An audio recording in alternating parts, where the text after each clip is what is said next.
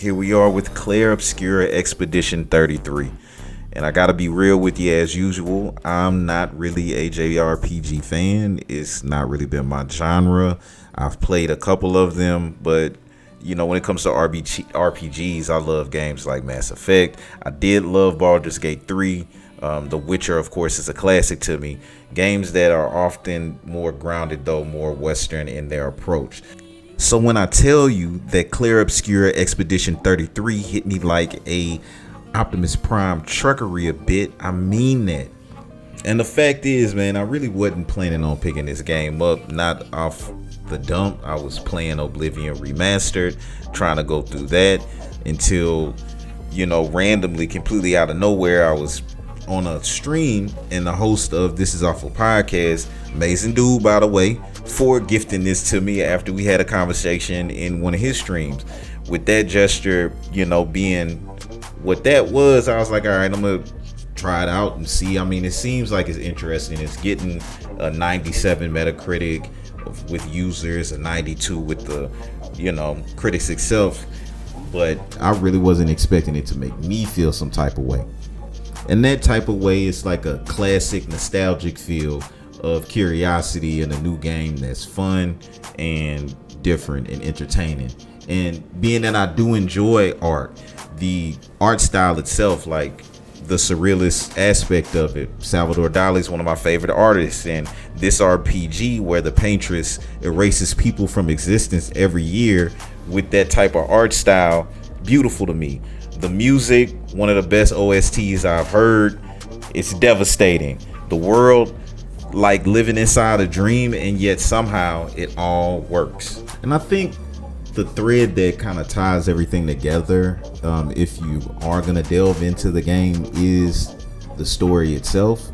After that first hour or so, I was engaged and wanted to see the story to the end, and that was pretty heavy, especially considering part of the reason why I was gonna pause on the game is because I didn't even know if I felt like being in this type of vibe.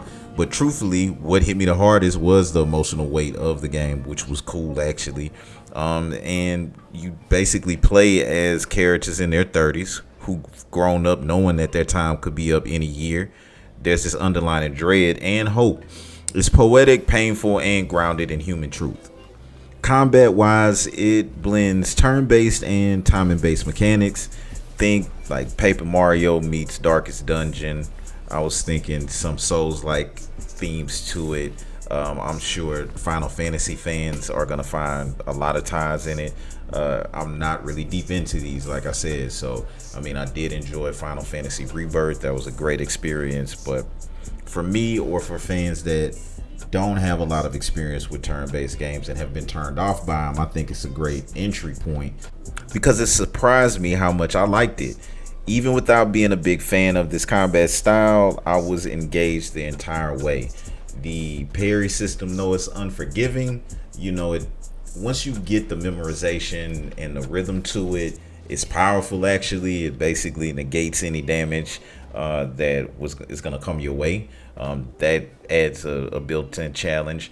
Also, the dodge is more forgiving. Sometimes I would dodge just to get what the move set would be from the creature and then try to break into parrying. But it's fun.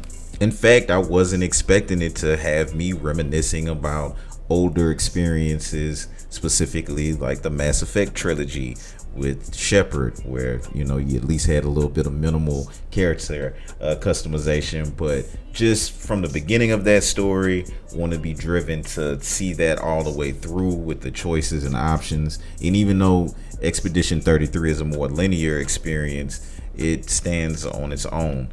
And then you got comparisons I was thinking about, again, Baldur's Gate 3 that has its agency, and then there's The Witcher's atmosphere. But Expedition 33 doesn't mimic any of them. It may mimic some Final Fantasies from what I understand, but it holds its own from what I can see.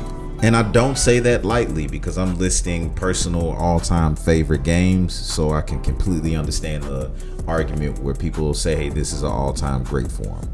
With that said, I don't believe that the game is flawless.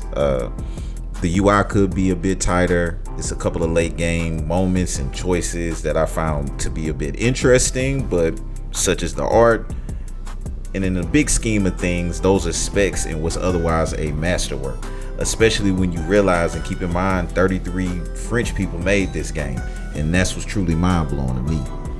Massive thanks again to This Is Awful Podcast for putting me on to this one. And hey, when we hit that 1,000 subs, the giveaway's on. Until then, let's talk in the comments, please.